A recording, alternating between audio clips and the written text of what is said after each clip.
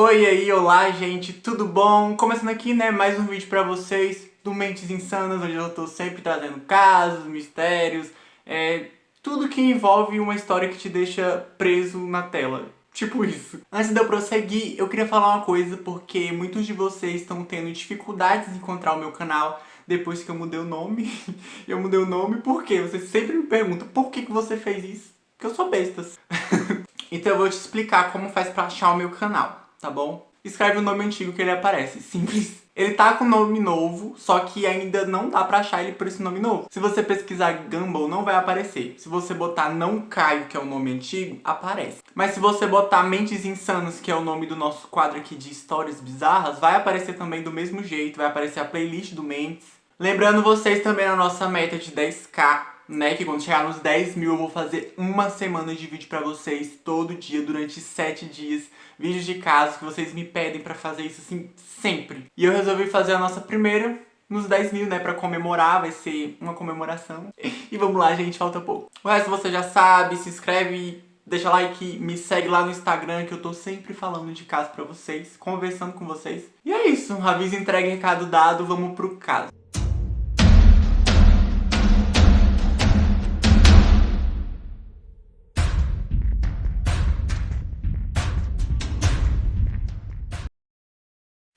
Então esse caso que eu escolhi pra falar hoje é um caso que repercutiu bastante aqui no Brasil na época, só que assim, gente, eu não lembrava que isso tinha acontecido.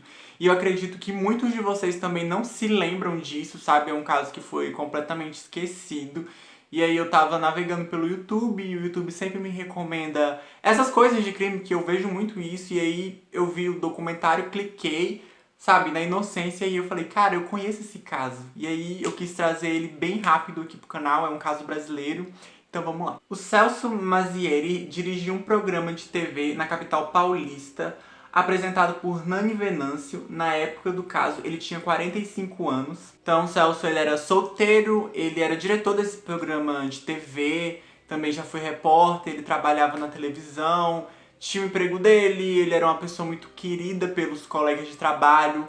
A família também falava super bem dele, que ele era uma pessoa amorosa, uma pessoa assim muito na dele, muito da paz. Ele também não gostava muito de festa, de baile, sabe? Ele era uma pessoa assim, bem mais tranquila. Um dia o Celso para em um restaurante na rodovia Castelo Branco, que ficava em Porto Feliz, que era 118 quilômetros de São Paulo capital, onde ele morava. Então lá ele acabou conhecendo um rapaz de 17 anos que trabalhava nesse restaurante como atendente. Então ele acaba gostando desse rapaz, o rapaz gosta dele, eles trocam contato e aí eles começam a conversar.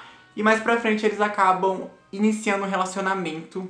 É bem difícil falar sobre esse rapaz, esse namorado dele, porque na época do caso ele era menor de idade, então assim, essas coisas são sigilosas, então nome, isso é bem difícil de encontrar, assim. Mas o que eu sei é que esse rapaz, ele morava numa zona rural de Porto Feliz, junto com seu pai. Então eles seguiram com esse relacionamento durante uns 5 meses, né? Na época tava fazendo por aí uns 5 meses que eles estavam juntos. Então o irmão do Celso Mazzieri, que era o Alexandre, ele queria marcar um dia com a família dele para saírem para uma propriedade que eles tinham na praia. Então ele queria marcar isso pro dia 29 de fevereiro, que cairia num sábado, era feriado, tipo, ninguém ia trabalhar, ele queria passar esses momentos com a família.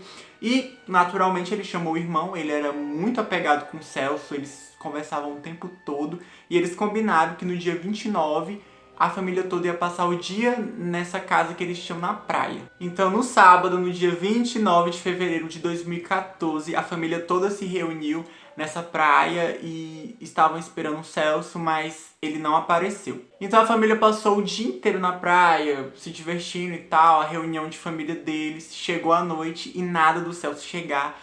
O que era muito estranho, todo mundo começou a ficar muito, muito preocupado, porque ele não era de fazer isso e, além do mais, ele não atendia o telefone, ele não avisou pra ninguém que ele não iria mais, então assim, Ele não era de fazer essas coisas, de sumir, simplesmente. Segundo colegas de trabalho do Celso, ele teria deixado a emissora às 7h30 da noite. E a família sabia que o Celso tinha avisado pra eles que ia pra uma festa em Sorocaba na sexta-feira, depois do trabalho, mas que no sábado de manhã ele estaria junto com a sua família. Esse foi o combinado deles. Então assim, passou o sábado, chegou o domingo de manhã e nenhuma notícia do Celso, então todo mundo assim já tava no limite do desespero, já pensavam que o pior podia ter acontecido com ele. Então, a irmã do Celso disse que na sexta-feira, dia 28, ele tinha ido até a casa do namorado dele em Porto Feliz. Então, Alexandre, que era o irmão, pegou o telefone dele e ligou pra casa desse garoto para saber do Celso, porque eles estavam juntos, então provavelmente ele teria sido a última pessoa que teve um contato assim com ele. Ele liga e quem atende é o pai do namorado, e aí o pai dele disse que o menino não está em casa no momento. Só que o Alexandre ele tinha uma certeza dentro dele que o menino estava, então depois dele insistir um pouco com o pai acaba passando o telefone pro filho, né, que era o namorado do Celso na época. E aí ele atende, e o Alexandre pergunta onde é que tá o irmão dele, o que que tá acontecendo. E aí esse garoto, né, o namorado, ele fala que o Celso tinha aparecido sim, e tinha levado ele mais 3 amigos para um baile funk. E nessa hora o Alexandre fica muito nervoso, sabe? Ele nem deixa o menino terminar de explicar o que tinha acontecido. Ele começa a xingar ele, ameaçar ele de várias coisas. Ele ficou assim, bem nervoso mesmo. E aí o garoto acaba desligando o telefone na cara dele. A família contata a polícia e as investigações começam. A polícia de Porto Feliz conseguiu encontrar esses garotos que estavam por lá mesmo pela cidade, todos menores de idade, um de 15 anos, um de 16 e o namorado que tinha 17. Sabe, não foi nem um pouco difícil encontrar eles, até porque eles estavam lá em Porto Feliz e, enfim, encontraram o namorado, tipo, todo mundo tava vivendo sua vida normal. E aí eles foram principais suspeitos do que teria acontecido, do desaparecimento do Celso, né? Porque foram as últimas pessoas que supostamente ele viu. Então os garotos foram interrogados 2 vezes em 2 dias. Então eles disseram que o Celso encontrou eles e que saíram juntos no carro dele, foram para uma festa e depois o Celso deixou eles em casa. E depois disso eles dizem que não sabiam mais o que tinha acontecido. Ao ser procurado pela polícia, o namorado disse que eles tinham ido a um baile em Sorocaba, mas o Celso não estava gostando da festa e resolveu ir embora. Mas que prometeu voltar para buscar o namorado nessa festa às 5h30 da manhã. Mas ele não apareceu. Então na quarta-feira de cinzas, tinha 5 dias que o Celso estava desaparecido, quase 6. E a equipe de São Paulo foi até a delegacia de Porto Feliz pela manhã para checar como iam as investigações. Então a polícia de São Paulo chega lá na polícia de Porto Feliz para ver como é que anda tudo as investigações, qual as provas, materiais, tudo que eles já conseguiram.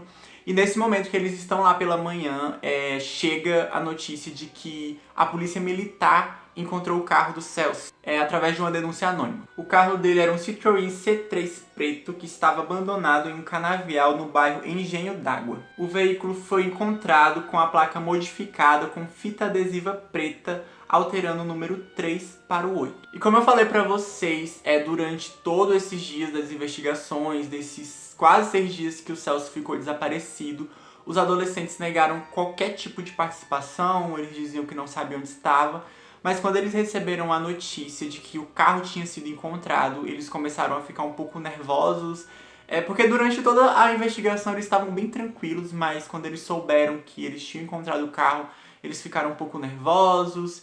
E aí, na presença dos pais deles, eles acabaram confessando o crime, que eles tinham sim participado do crime. Então, no começo da tarde do mesmo dia, um dos adolescentes levou os policiais a um canavial na zona rural de Porto Feliz, onde eles encontraram o corpo do Celso, já sem vida. Ele estava com as mãos amarradas com fita de nylon e em volta do pescoço tinha uma corda. O reconhecimento dele veio mais por causa das roupas que ele usava, porque o corpo já estava num estado muito avançado de decomposição, foi exposto ao sol, também à chuva. Sabe, esse caso demorou alguns dias para encontrar o Celso, mas depois que encontraram foi tipo muito rápido de se resolver, sabe? Então os jovens confessaram que o crime já havia sido planejado para aquele dia mesmo.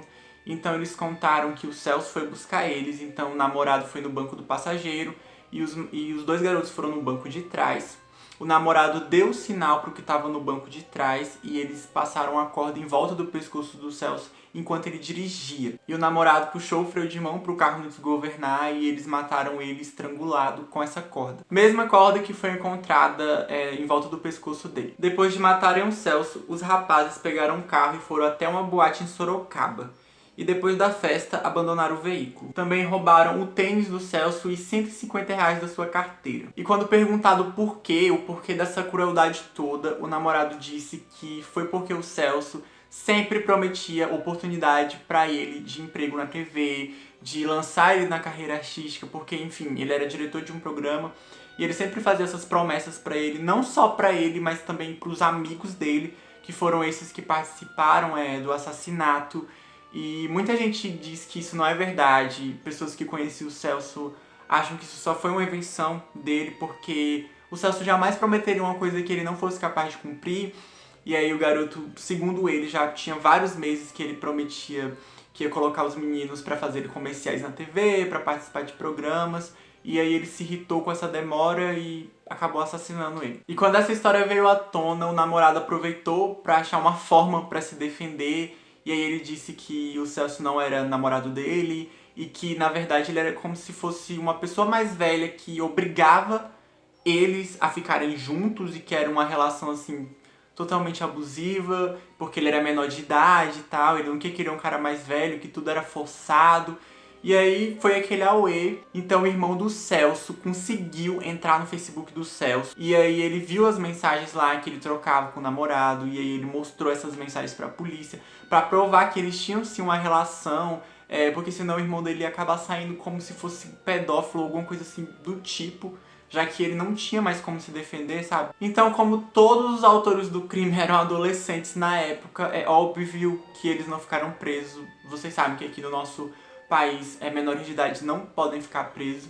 Então, os três foram encaminhados pela Fundação Casa, onde eles permaneceriam durante 3 anos ou menos. O corpo do Celso foi enterrado no dia 6 de março no cemitério de São Paulo. Não se sabe mais nada sobre os rapazes, pelo menos eu não consegui encontrar nada. E olha, gente, que eu pesquisei em vários lugares, mas eu acredito que como eles são menores de idade, como as identidades deles foram preservadas por causa da idade, ficou em sigilo, ninguém sabe onde estão, mas provavelmente eles estão soltos. Eles iam ficar mais ou menos 3 anos presos, já se passou, sabe, esse caso é de 2014, então eles devem estar por aí vivendo a vida, aproveitando como se nada tivesse acontecido, né? Como sempre é um caso que me deixa muito revoltado e ficou por isso mesmo. Na verdade, ninguém pagou pelo crime de verdade, porque, sabe, Fundação Casa fica lá um tempo, gente, isso não é nada, entendeu? Deixa o like, se inscreve, me ajuda muito. E é isso, eu vejo vocês no próximo vídeo. É nóis!